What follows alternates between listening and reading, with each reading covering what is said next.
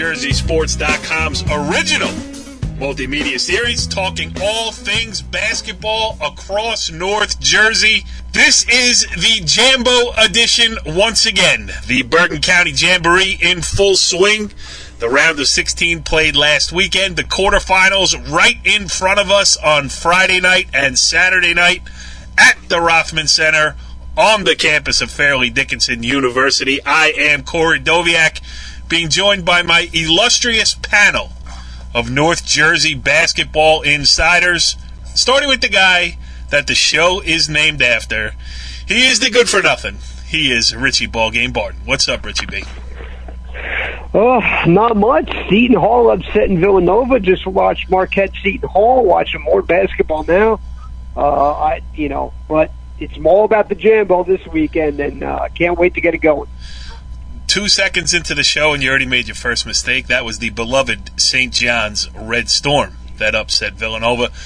And Richie B, we'll get into your plethora of other mistakes, including your errant picks in your bracket. But first, we have to introduce our other North Jersey basketball insider. It is Captain Switzerland himself, the head coach of the Ridgefield Park Fighting Scarlets. He is Chris Gaskin. What's going on, Coach? Oh, gentlemen, it's always a pleasure to be with you. Being a co-host on this show isn't always easy. Before we begin, just like in my life, I usually always have to apologize for something. Yes. I have to send some big shout-outs. First of all, Coach Aguero, I will never refer to you in any way other than Dan for the rest of your life. I think Daniel is fine, too. There's a very nice woman who is a Ridgefield Park graduate who I often see in front of Hank Teal's house on the 4th of July during the Ridgefield Park Parade, who I understand wasn't very happy with me referring to him any way other than Dan. So, Dan, I love you, man. Best of luck. And then I have to deal with another very good friend of mine telling me that his sister thinks I'm not giving the Cougars a lot of love. All my friends make fun of me because they ask me where I grew up in Bergenfield, and I always say on the Cresskill border. I love Cresskill. I love the Cougars, and I'm all about the Cougars. So let's go Cresskill. Get it done. Now, let me tell you something. I'm glad you feel my pain. I mean, I have a bad back. I go to the chiropractor, and now you know why. It's not the weight of this show leans heavy on a man. It really does.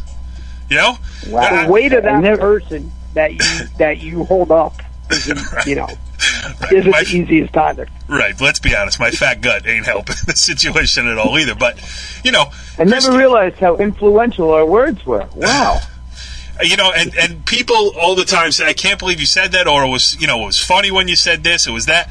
And sometimes they say it like 50 minutes into the show. Something I said 50 minutes into the show. Listen, if you're listening to the show 50 minutes in, that's your problem. It's not mine, all right? So, and by the way, the beautiful woman who brought up the Dan Aguero thing, she attacked me for words you said, Gaskin. So, carrying the weight for all sides here. All right, so... And I'll follow it up. But my favorite story to Jamboree is Joe Lockhart. Joe Lockhart's a kid that I've known for a long time.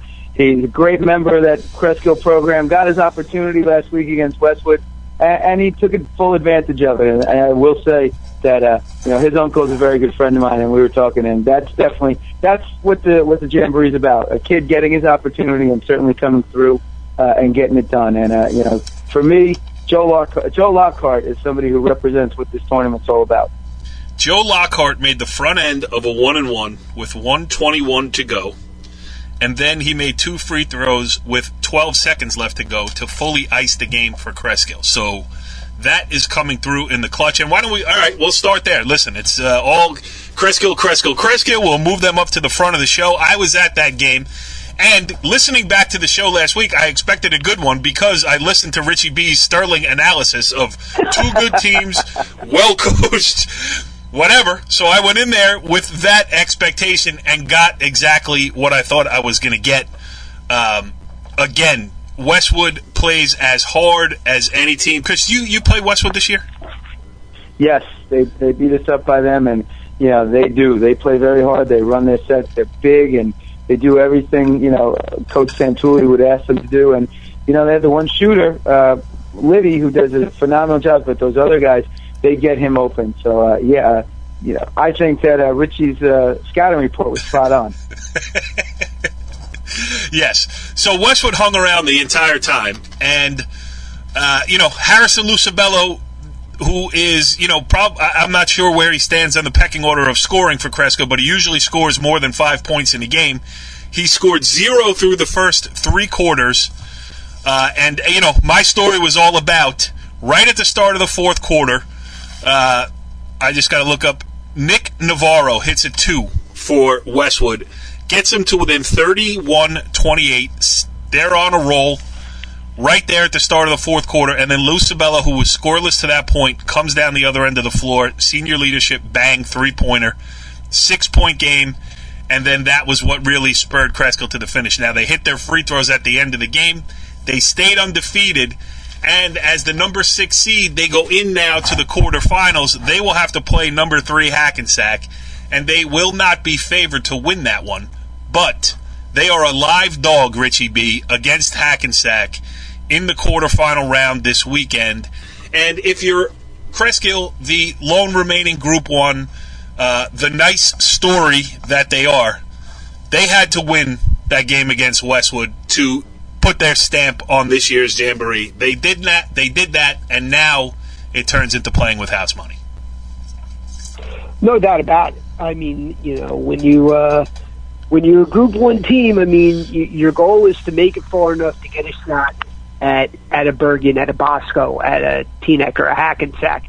And now they have it, and they can play with Hackensack. I mean, I think really the key for them is going to be staying out of foul trouble and really trying to control the tempo of the game. I mean, that's where, Saliba was, awesome against Ridgefield Park last week. Go easy. Chris Gaskin's on the phone. Go. Yeah, I know. I was going to try to cruise right past that one. Right. Atiba Taylor's. You're not saying anything I didn't witness firsthand. and they have great role players that have all stepped up, sporadically throughout the season. I think it's going to come down to foul trouble, and Cresco's really going to, if they're going to try to get up and down with Hackensack the whole game, it's going to eventually. I think they can do it for a while, but it will eventually wear them down. They have to really force Hackensack to play in the half court for a full 32 minutes, not just in pockets. Yep. Chris, all kidding aside here, you guys had a great run. You got the first round. You got in, first of all. You got the first round win in a Jambo Classic that will live on. And then you got the opportunity to play Hackensack. Listen, they were the favorite. They did what they were supposed to do. But you're a perfect guy to ask. The scouting report, and one thing specifically, now that we're shifting to a college floor here, things get a little bit bigger, a little bit more open space. That I believe that plays into Hackensack's advantage. Just talk a little bit about Hackensack, what you saw up close and personal, and then let's move into this quarterfinal preview. Yeah, well, absolutely. They get up and down very well, and I do agree with you with the big court. But what I'm going to say is that they score in bunches, and that's the one thing that Cresskill is going to have to watch out for.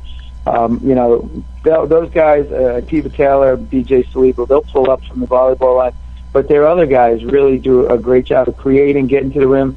The big man, as much as he might not give them a ton offensively, at 6'8", I mean, he's blocking 7-8 shots a game. There were times where we actually attempted to go to the basket, and he sent us flying. From all our scouting reports, I mean, we looked as if we wanted to get into the paint and kick out for open looks, and we did get a lot of good looks, and that, allowed us to score, obviously, against them. We hit a bunch of threes. Cresskill has more size than we do, play a different style of game, but I do believe, I could be wrong, but I think the best way to go at Hackensack is an inside-out game.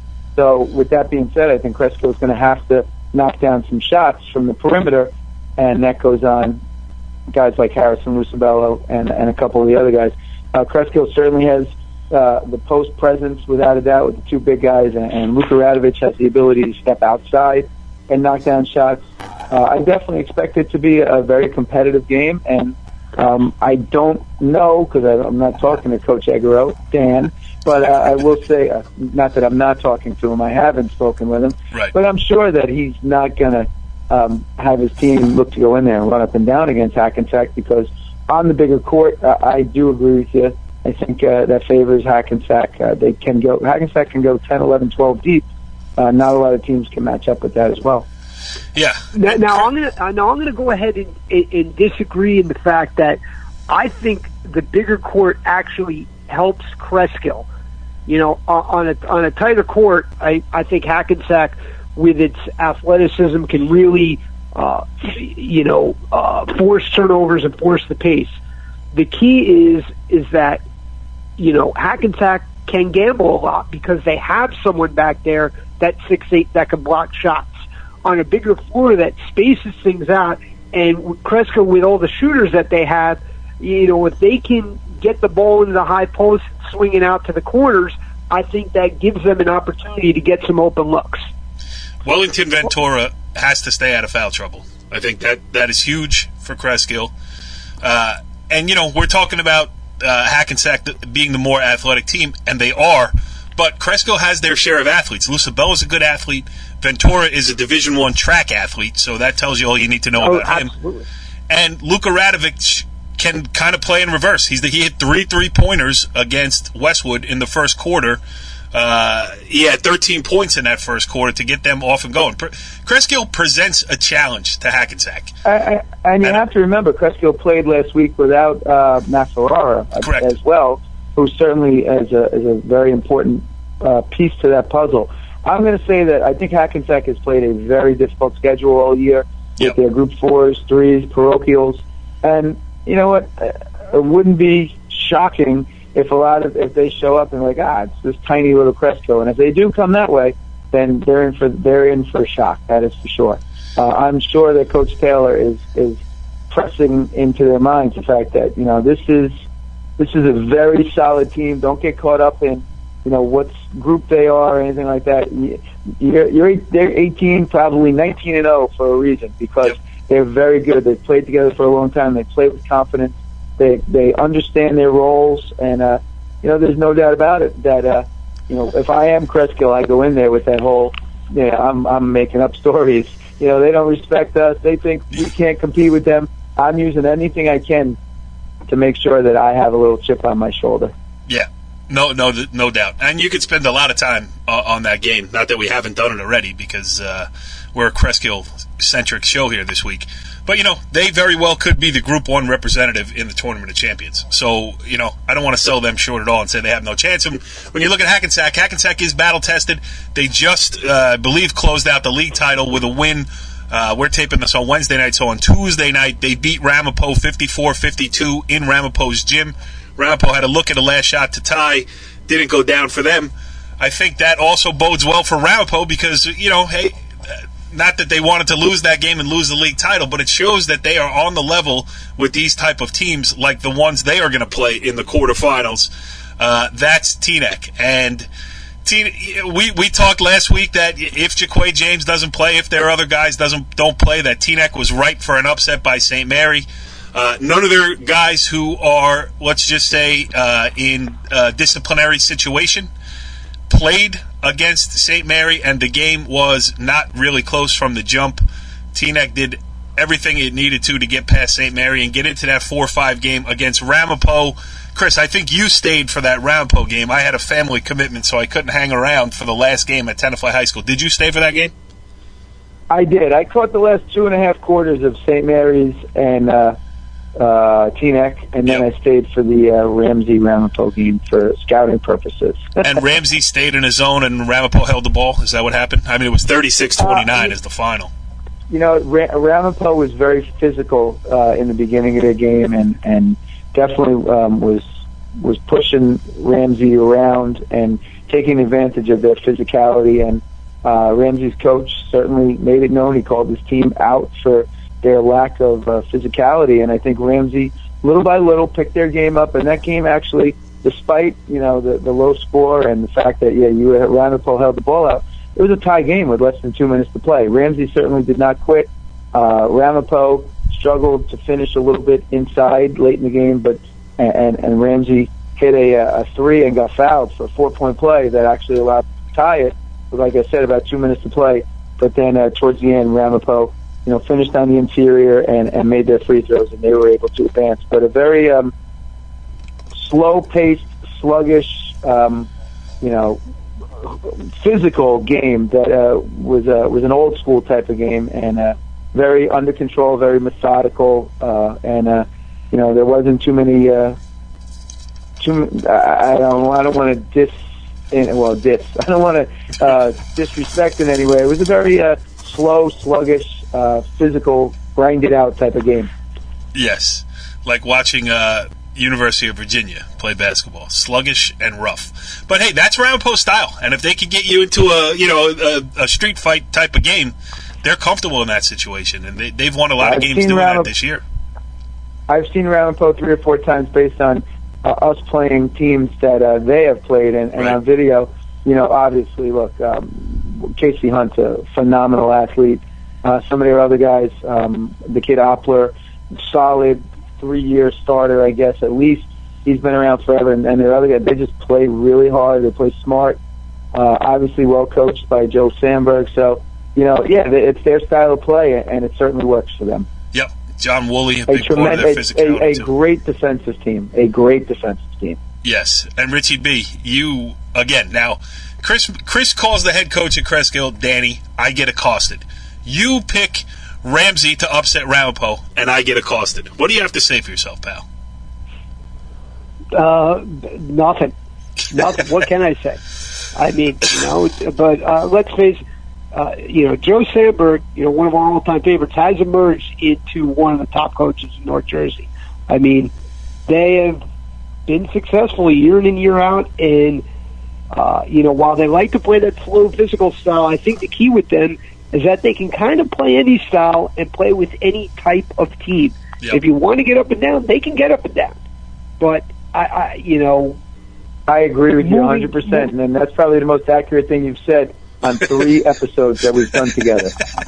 Ding, ding, ding. Well, I had to be right eventually, right? Yeah, it's true. And again, I like the way Joe Sandberg has handled this season.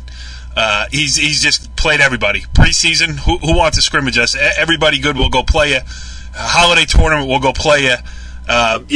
Come what may, Teaneck twice, Hackensack twice in their league or whatever. And over the years, he's done a great job, and they've been squeezed by the fact that they've been in the same league, the same county, and the same section as Teaneck, which has had, back-to-back Group 3 state championship teams. So, if not for that, Old Japan can say the same thing, before the falling on hard times this year. But if not for that, there might be a lot more hardware over there in Franklin Lakes in the old trophy case, and we're going to get to see it play out the next round in this. We're going to get to see it play out this weekend. Teaneck, Ramapo, and again, it's hard to break down this game because we don't know for sure who will be playing for Teaneck, but I just want to say a couple things about Teaneck against St. Mary. Listen, you're missing some guys. It's next man up.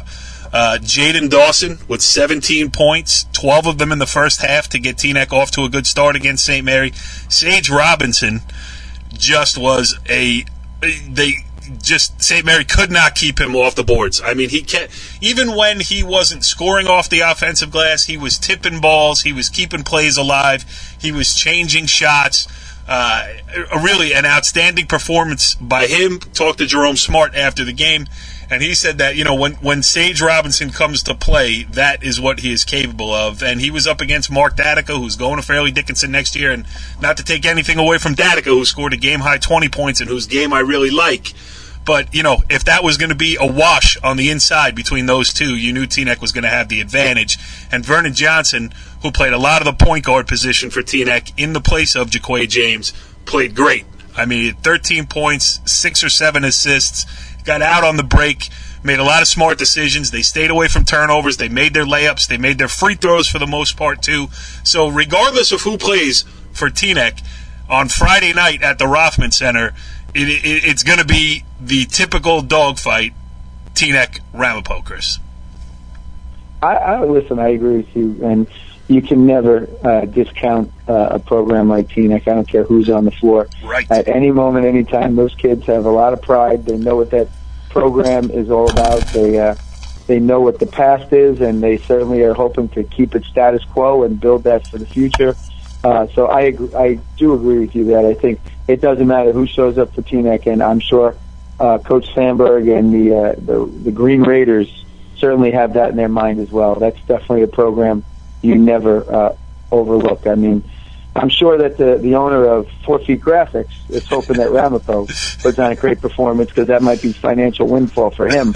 However, I think the rest of the county is expecting a dogfight.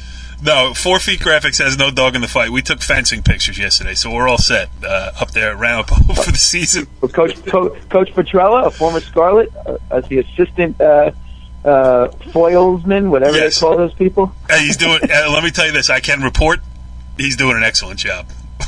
Yes, that's great. I was asking if I could see him in that uniform. Yeah, that would be great too. So that's Ramapo Teaneck. I am looking forward to that one on Friday night. Hope Doviak is certainly too. Let's just touch on a couple other ones. One I saw, Bergen Catholic against Riverdale, and listen, I was happy that Riverdale hung around. You don't want to, now again, they were the 16th seed going in against the number 1. But you don't want to walk in there and, go down 25-2 and just walk out of there embarrassed. Riverdale kept it close. They were within, 10 points for most of the first half, early in the third quarter, and then obviously BC's size advantage up front took its toll. Good outside shooting for Bergen Catholic, and they can throw the ball inside when they need a basket anytime. So a great run for Riverdale. They won their first-round matchup. They did not embarrass themselves. They, put some points on the board even against Bergen Catholic. So, good job by Ronnie Van Saders and the crew. But Bergen Catholic, the number 1 seed, moving on. And then that leads us to the other game, which was, listen, I thought there were 2 or 3 real competitive matchups in the round of 16. Turned out to be 4 of them, and one of them was a toss-up. Now, Richie B and I picked this tournament when it started, and he has 7 of his 8 quarterfinal picks. I have 7 of my 8. The only one that I missed was Dwight Englewood Demarest.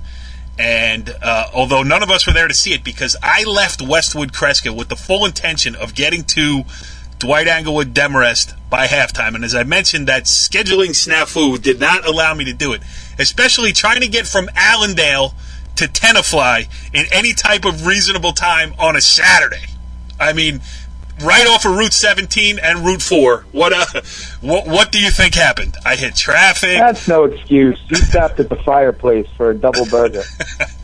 Had I known I wasn't going to make it until the game was over, even with the overtime session, I definitely would have stopped at the fireplace for the double cheeseburger and pickles that you can dole out for yourself there on the side. I'm a big fan of it. But Richie B had it right. He had Dwight Englewood. I had Demarest. And listen, Demarest, I'm sure now they bounced back. They got a win yesterday against Paramus Catholic, but that one's got to eat at the Norseman, Chris, because they had a 6-point lead late. They missed 6 free throws late in the fourth quarter, missed a dunk that could have put the game away, and then lost in overtime. So that's a rough one to handle. But, Dwight Englewood took advantage of the opportunities, and they're moving on. Yeah, I actually go ahead, Rich. I mean, just the end of that game, though. For Demers to have the lead, Jordan McCoy driving to the basket, gets fouled, and completes the 3-point play to force overtime, and then for them to kind of take that momentum and carry it through the overtime to get the win. I mean, that's a huge win for Dwight Englewood. The NJIC, oftentimes has struggled in this round in the Jamboree, but for Dwight Englewood to represent them well and get a big win, that's huge for both the school and the conference. Yep. 2 NJIC teams in the quarterfinals with Kreska as well. Chris, what were you going to say about that one? I was going to say, just because with the last couple of weeks of the season and people having to change games, I was actually in contact with Coach Dean Efield the other day, and just briefly in passing, I asked him. He said, very, very tough ending for his kids and for him to accept. They were real proud of their run and disappointed because they know that they were they were 30 seconds away from advancing, and unfortunately, a couple couple missteps here or there, a couple missed shots from what I understand, and everything kind of went awry on them. But, like anybody else, moving on, getting on to the next game, and obviously they were able to rebound with a victory over Paramus Catholic. But, just in short conversation with Coach Denisio, definitely felt as if they were on the verge of coming out of that one with a victory, and obviously it slipped away. How much does experience play in that? Demarest last year, I think they got off to an 0-8 start. They rallied back to win the BIT. Then this year they have the great run to get a bye in the first round. But I think, Demarest having a bye in the first... Oh, no, I'm sorry. They didn't have a bye. They played Lyndhurst. It was almost like a bye, but... and Dwight Englewood having made the great run last year. And I know that it's not the exact same Dwight Englewood team, but the kids are there, namely Jordan McCoy. Just experience in that atmosphere, that's something you can't replicate. And when you get there and things get tight, the crowd gets loud. I know Demarest brings a big crowd. And once momentum starts to shift late in games, I'm not just talking about Demarest specifically. I watched the Villanova-St. John's game tonight. Once that momentum gets going the opposite direction late in the game, it's hard to turn it around the other way. No disrespect to anybody else on the floor on either team. In my opinion, Jordan McCoy is probably the best player on the floor in that instance, which goes right along with what you were saying, that sometimes the cream rises to the top. And again, no disrespect to the kid from Demarest, who's a phenomenal player. Yeah. Jake Runyon, outstanding player in his own right, and those other guys. But, again, none of us were there. But, I've seen Jordan McCoy play quite a few times. And me too. That kid, he's a special talent and only going to get better, that's for sure. Yep. All right, so that's that. So Dwight Englewood is moving on against Bergen Catholic. Teaneck Ramapo coming up, Hackensack Cresskill coming up, and that leaves us at the bottom of the bracket where the other upset of the round of 16 took place. Richie B, you were there. You got Leo Jones's number, the head coach of the victorious 10th-seeded Dwight Morrow Maroon Raiders. You lost his number, so he's not on the show tonight, but you can talk about his team, Dwight Morrow over Ridgewood, in an upset by the seeds. But I think if you listen to last week's show, none of us are shocked that the Maroon Raiders are moving on. Hold up. No, over under. How many times Richie mentioned Owen Roberts? Over under. It's going to be 11. It's got to be 11. If you're smart. Richie B, talk about your favorite player in all of North Jersey, Owen Roberts. Well, I'm going to get to him. But I'm not going to get to him first. First quarter is just basically both teams going back and forth, coming down, hitting shots. Maceo Robinson, George Garrison with a couple of threes. Tommy Carver hit one. It was just end-to-end action. It was really fun. Englewood had a 5-point lead in the second quarter, and then all of a sudden, they just, quite honestly, started taking bad shots. It was one after another. And when you do that against a team like Ridgewood with Shredder and James Miller, who had 10 first-quarter points as well, inside, who's, going 6'7", 6'5", it's going to be one shot and out. And that allowed Ridgewood to kind of, get some momentum going into halftime. They took control, had a 36-31 lead, and it was, kind of that way through most of the third quarter. And then Leo Jones went to his bench. He needed the Goon Squad. The Goon Squad. Zachy Morgan. God, I can't think. I should be able to think of the other two guys off the top of my head. Jihad Edmond. Yes. Listen, these are all guys. These are all guys that I saw kill Ridgefield Park on opening night last season. Remember that, Gaskin? Yeah. Remember them all, buddy. Jihad Edmond, I could pull up your story, Richie, but continue. I'll get the other member of the Goon Squad while you talk about him. Well, but they were, he brought in a couple of guys who did the intangible things. And if you're going to win these types of games, you got to have those kids that are going to do the intangible things, that are going to block out, that are going to contest shots, that are going to get in passing lanes. It may not get a steal, but it may, get a finger on the ball, which leads to a steal, or just disrupts their offense. And that's what they did. And when they did that, it kind of changed the game, because now it was Ridgewood that was going one shot and out, and Owen Roberts, that's one. That's one mention. Right. Finally got hot, hit a couple of threes, hit one, right before the buzzer. He hit a couple of threes, I think, actually, in the final minute, and that cut the lead to 2. And that swung the pendulum back towards Englewood's side, and right out of the gate, 3 from Roberts, stealing a layup from Maceo Robinson, and then, that gave them the lead that they maintained down the stretch, because Marcus Robinson came up with a big basket and a big stop, and Edmond did the same thing. He actually had 2 baskets in the final 90 seconds, and they held on. Yep. I mean, Englewood is just, they're a fun team to watch, and when they have good shot selection and make good decisions with the ball, they can play with anybody. Yeah, and that's the hugest thing. I mean, I wish Leo Jones was on this show to talk about it, Richie B, and if you just saved his number into your phone, he might actually be. But it is 0 assists, 1 turnover for Richie B. It is the recommitment to defense. And Chris, even maybe better way to put it is the recommitment to the fact that every possession is so important in a game of basketball. I think in years past, the last couple of years, they had a lot of talent. They won a lot of games. It just sometimes you feel like, do you realize that a turnover hurts no matter when it happens? And I feel like that, just the way they're playing this year is that, Coach Jones is all over them about turnovers and easy baskets given up. I said that last week. I mean, I just think that they're running certainly a different type of offense, and looks as though they're trying to get more higher percentage shots and play more like team, make the extra pass, and just a really impressive. Obviously they blew us out twice, and I have nothing but nightmares about what them. What are you supposed to say?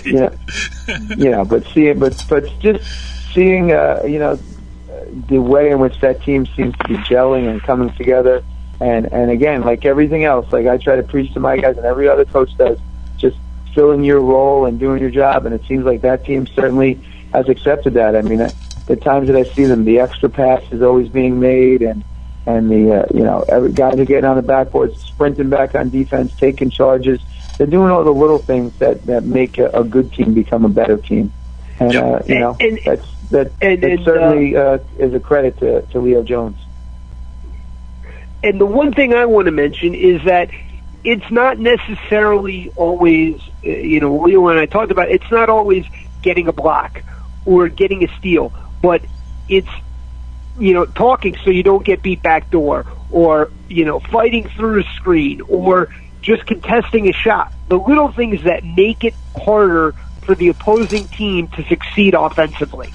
And when you do that possession after possession after possession, you're not only going to wear the opposing team down physically, but mentally as well. And that's what Leo is really trying to impress on his team is what we've been able to do in pockets. We can do when we do that for every possession over 32 minutes. We're going to come out on top. And I thought they really, they had a little bit of a struggle with that late in the first half, but in the second half, they needed to get stops to get back in the game, and that's exactly what they got. Richie B, just looking at this bracket, I mean, you got a lot of competitors for the Richie Ballgame's Barton's best athlete of the year, male athlete of the year. It's chock full here. I mean, if you go through it, obviously at this point in the year, not that I would want to put anything in your head, Dave Estevez is probably the leader, and he's playing all 3 sports. But George Garrison just went over 1,000 points in basketball for Dwight Morrill. He's also a first-team All-County football player. You have Casey Hunt over there at Ramapo. You got a lot of guys, and we haven't even gotten to Bosco yet, and Marcellus Earlington. You got a lot to think about coming up at the end. We haven't even gotten to the spring season. Yeah, well, fortunately, I have a lot of time on my hands, and there's a lot of a lot of ball left to be played, not only in this season but the spring season as well. Yes, Richie will make a poor decision, just like most of those people in Philadelphia after that Super Bowl this year. Hey, listen, Listen, just try to get yourself out of worst dressed coach. All right. Hey, I've already moved on from that. Come on. I'm gonna stand up for you this year, Chris. I mean, I like the sweater vest look with the tie underneath. I mean, I think you're doing a really, you retired the lime green sweater, near as I can tell, which it was a benefit. It's still in the closet, waiting for St. Patrick's Day. Come on. All right. Yes, sounds good there. All right. So the only team we really haven't talked about yet is Don Bosco Prep, and Saturday they took care of business against a game Bergen Tech side, just from reading Richie B's story, and you can talk about it. And then they went out and beat Bergen Catholic in a regular season game on Saturday. So, one is at the top of the bracket, one is at the bottom of the bracket. Both of them are making their way through, and I would not be surprised to see round 3 take place in the Bergen County tournament final, but not there yet. Richie B, your impressions of Bosco, seeing them live? Well, I mean, you want to talk talent and physicality. I think their first 5 could play with any 5 in the state. Earlington, I mean, what needs to be said about him? I mean, right. He's just a powerful guy, experienced, smart, plays both ends of the floor. Matt Harasmi was really the player of the game against Bergen Tech. Did you give him a T-shirt? Michael Concannon, what? He did not get a T-shirt. Unbelievable. No, I didn't have time. Carrying the camera and the lights and let alone T-shirts. Carrying the camera and the lights that took 0 pictures. Not much. Hey, Barton's best mess of the season goes to the man. My favorite moment of Saturday after losing by 34 to Hackensack was when we were walking to the bus, and Coach Maz and I saw the lovely Mrs. Barton and the ball game walking in, and all Maz yells across the parking lot, "Story to follow." Only if I was covering your game, buddy. All right, Richie B, continue. Going back to Bosco, Michael Concannon, by the way, you want to talk about a rock-solid point guard. I mean, he is, pass-first point guard, plays both ends, knocks down an open shot, doesn't turn the ball over. I love watching the kid play. But for Bosco, I mean, it's going to come down to how well they play defense. Because even though they were up 12 at the half, and honestly, didn't play great defense in the first half. They were a half step slow, and against a team like Bergen Tech, I mean, Bergen Tech was, knocking down some shots early, missed a couple that could have, gotten them a lot closer, but they had open looks. And as you go deeper into the tournament, those teams are going to knock down those open looks or get the ball inside. Bosco really came out in the second half and made a point. If you get a shot, you're not getting the second one, and we're not going to give you an open look. And they were contesting more shots, and that allowed them to eventually take control, which they did early in the fourth quarter. You saw the crack in Don Bosco, which is not talking on defense, falling behind screens against kids who are obvious shooters. But offensively, I don't know a team that is going to be able to stop them from getting to the basket. And if they do that, they're going to get to the foul line and they're going to be successful. But, they've as I talked to Coach Severio about, it can't be, 2.5 quarters of good defense. It has to be 4 quarters, because you're going to eventually run into a Hackensack or a Bergen who is going to match their size and match their athleticism. And then when you don't play 4 quarters, that's when it becomes a problem. Yeah, absolutely. I mean, there's no doubt that they have what it takes to win this thing yet again. And we're going to see how it all plays out. All right, so let's just reset what we have here coming up. Friday night, the quarterfinals at Fairleigh Dickinson University. We have number 4 Teaneck against number 5 Ramapo. That's a 7:30 p.m. start. And then we have number 1 Bergen Catholic against number 9 Dwight Englewood. That is a 9 p.m. start. On Saturday, number 3 Hackensack against number 6 Cresskill. That starts at 7. And number 2 Don Bosco Prep in the nightcap, taking on Dwight Morrow in an 8:30 p.m. tip.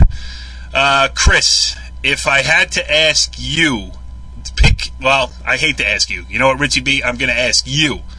Of the lower seeds, which gives you Ramapo, Dwight Englewood, Kreskill, and Dwight Morrow, which one has the best chance to be alive when the semifinals gear up next week?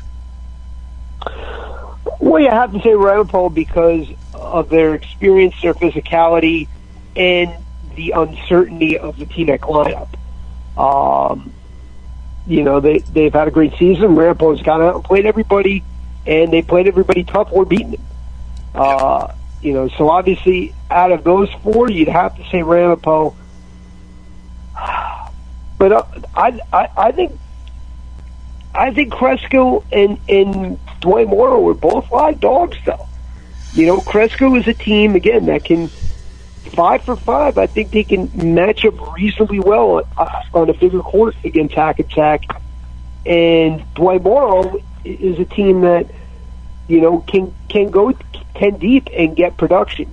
And with what we just talked about with Bosco, if they get off to a sluggish start, sometimes you're not able to turn it on, especially in a pressure situation like that against a team that has nothing to lose. But the answer to the question is Ramapo. Ramapo is, as good of a 5 seed as I can remember in the Jambo. Yeah. Darn, I should have asked myself that question because I wanted to say Ramapo. All right. Chris, anything else? Any parting shots? Anybody else you have to apologize to? Any other feelings did you hurt? I mean, do you want a mea culpa? Do you want to say something nice about somebody preemptively before we end this show tonight?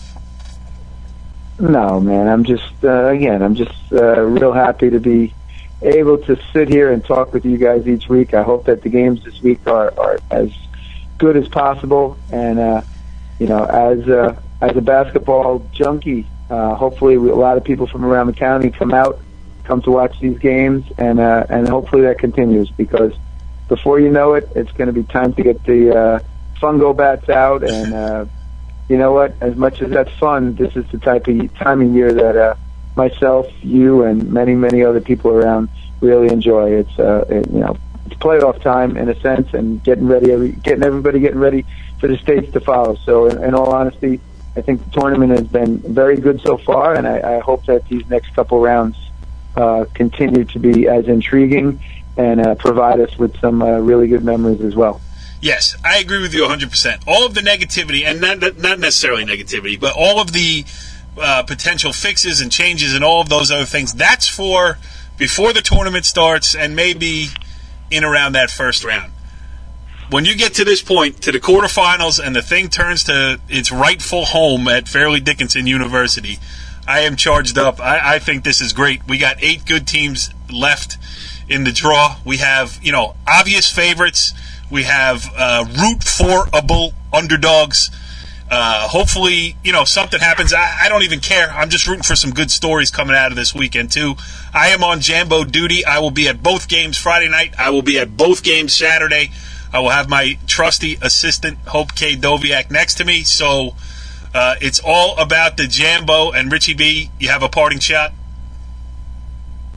Nope, but there will be an upset. That's my parting shot. One of the 5, 6, 7, 8 teams will win. You heard it here first? Yes. Corey K., I got a question for you, though. Hit me. Which night do you think is going to draw the bigger crowds? Because I think that both nights have very intriguing matchups. But a Friday night 7:30 and 9, or Saturday night 7 and 8:30. What do you think? You know what, too? And all of those teams that are left, well, I would say 7 of the 8 teams that are left, and I don't have to mention which one, not because it's not a big deal, but they all travel well. I mean, Ramapo brings a great crowd. Teaneck brings a great crowd. You got the Crusader Crazies. So that's a great question. I'm going to say Friday night because I think Teaneck Ramapo, as the 4 or 5 game, no matter who the teams are, as the 4 or 5 game should be, is the one that most people are interested in seeing. So I'm going to say Friday night, and I will do a full head count on Friday night and Saturday and get back to you with the answer next week on the Ballgame. Follow the leader.